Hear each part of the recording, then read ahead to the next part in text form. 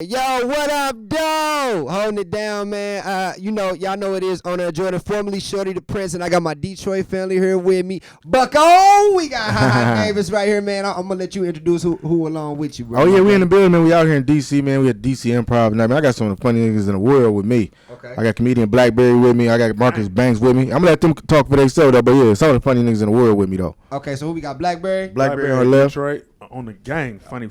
Okay, what up, though? Who we got? Marcus Banks from New Rochelle, New York, Lincoln Avenue. That's what it is, man. He gave his whole address. So of course, HaHa, man, we gonna start with you, man.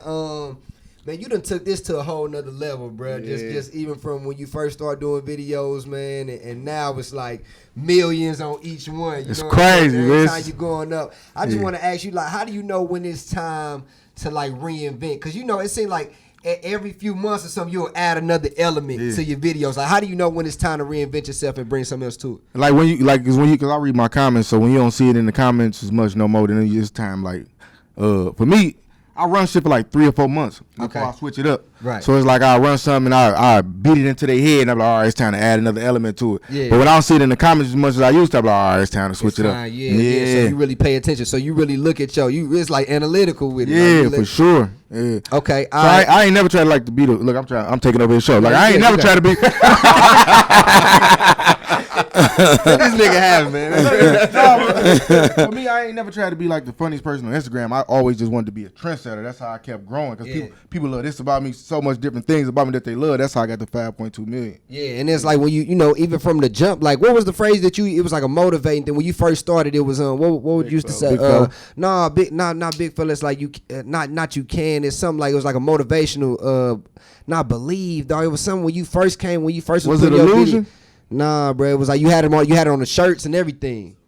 No self-doubt. Oh, no self-doubt. Yeah. No self-doubt. So it was like when you first started, it was even motivating too. You know what I'm saying? It was damn near like you was telling yourself, like, you know what I'm saying? Don't doubt yourself, push into it and everything. Absolutely. And now, man, I just seen you in Big Shine, the Single Again video. Yeah. You in the, history with the Old Town Road video because he done broke records and longest run on Billboard Hot 100. That's you know amazing what I'm saying? though to be a part of that. That's amazing, man. That's God work right there. And man. you in that thing with Chris Rock. So you went there with comedians who, of course, they didn't have Instagram as a platform. Yeah. What kind of convos or energy do you get from those type comedians who are legends in their own right, but didn't exactly come up how you came up? No, I just love like the OGs. They they embrace me like Mike Epps, Kevin Hart. They all embrace me like It's always been love. I shot a movie with Mike Epps, Meet the Blacks too, and like Mike was like one of the biggest fans. When we were shooting the movie, Mike was cheering me on like, man, do your thing, HaHa. Like, but that's how he motivated me to keep going. And Kevin Hart the same way. Like we talking to DM all the time. Me and Kevin just kick it, man. As homies.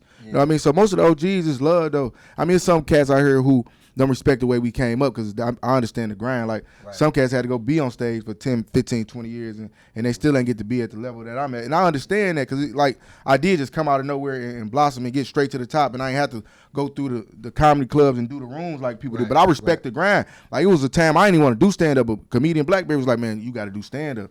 That was the only way I'm going to be able to grow. He's like, bro, you got to do stand-up. I'm like, no, bro, I don't want to step on nobody's toes. That ain't what I want to do. Right, 'cause you like, that ain't my thing. That ain't my thing. So I'm going to take it over to you, Blackberry. So you kind of motivate him. So now y'all, of course, on tour and everything. So what did that convo go like with him, like to motivate him to hit that stage? It was to get him to hit the stage is because he didn't know. It's funny, he didn't know how funny he was to people.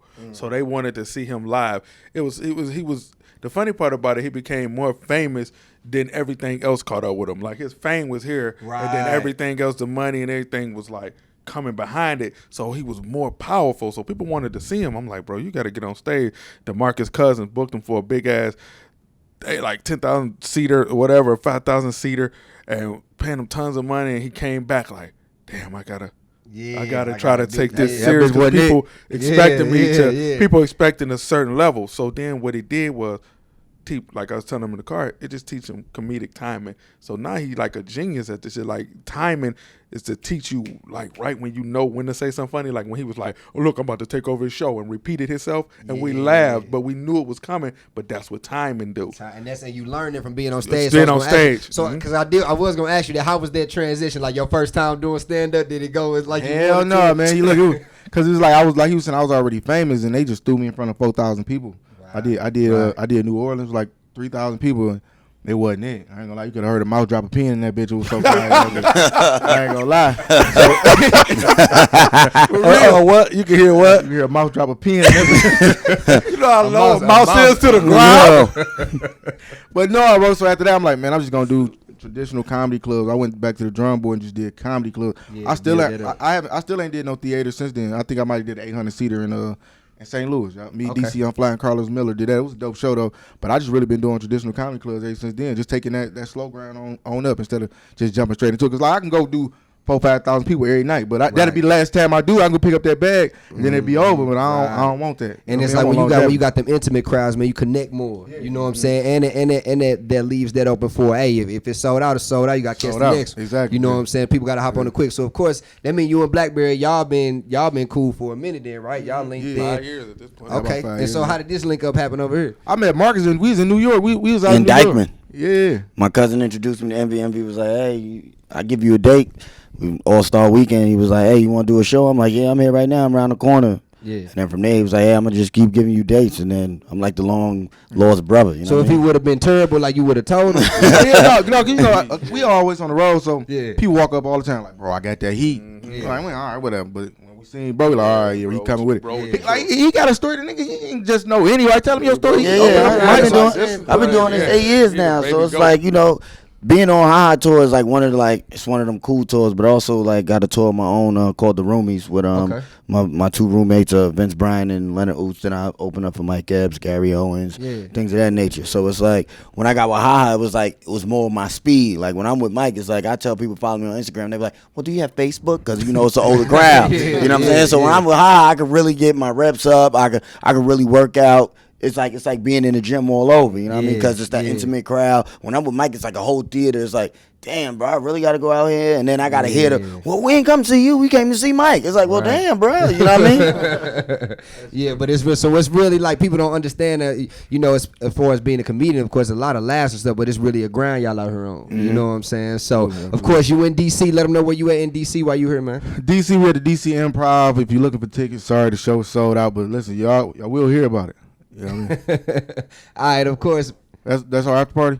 After party night at the Rose Bar after the DC Improv. Oh, we outside. Mm-hmm. Okay, Bucko. I ain't even know we was outside tonight, Bucko. You just got a little time on it. Yeah. Okay. So look. So do you have an all-time like favorite video of yours? Like the one out of the ones you posted? Probably that masturbation one, man. That motherfucker was insane. It went insane though. Hey, if a fella say he couldn't relate to that, and he lying. Cause we all have been there. We all have been there. Come on now. I'm telling you, feeling like, and then that after feeling too. Man, we be embarrassed. The fact that he was finna start over there was like, nah, forget it. Did you see how when they, and this probably, I don't like to play around with people's time and all that, but did you see they put your Judge video up again when they sentenced TK? Oh yeah. To the 55, that's crazy. Which is terrible timing. But it's like, and I was watching some with Jerry Seinfeld. He got the thing like comics and cars or whatever. Yeah. And is it true that he's like, man, comedians can find the funny in anything? Yeah, absolutely. You know what I'm saying? And at the end of the day, y'all got a responsibility to bring that light to the world. It's always a timing for everything. Like I didn't mean to cut you off, but like we had a show. I think where was we at? We was in Nashville, right? And it was somebody there. He was in a wheelchair. And he just made a joke about like if there's a will, there's a way. And the crowd, they died. He found the right. Even the guy in the wheelchair found the do it. Yeah, right. It's timing. I mean, tell them about that when we was in Houston. They got into a real life car accident, like to the point where the car was totaled. Damn. They survived, bro. Everybody flew to the front.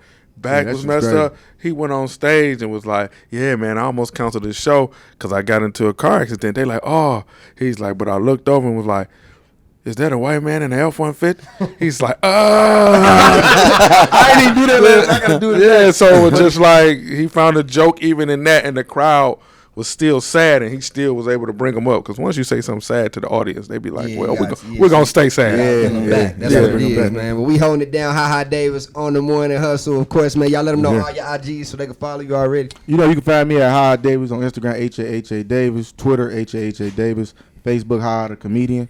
I'm on there. Figure it out. If you don't know where I'm at. Marcus Banks Comedy, MarcusBanksComedy.com, the way it's said, MARCUS, Banks with an S, comedy, and MarcusBanksComedy.com. Yeah, and you can find me at our comedian B Berry 1 on Instagram, and that's the name for Twitter and everything else. So that's an easy. Comedian B Berry 1. A lot of people don't know how to spell comedian. They be like, see? It's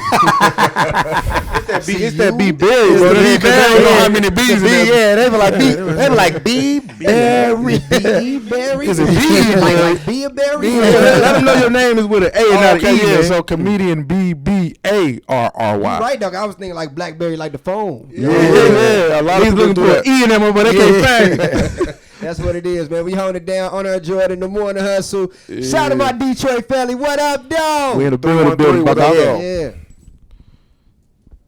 Got it. We ended that with perfect silence. Yeah.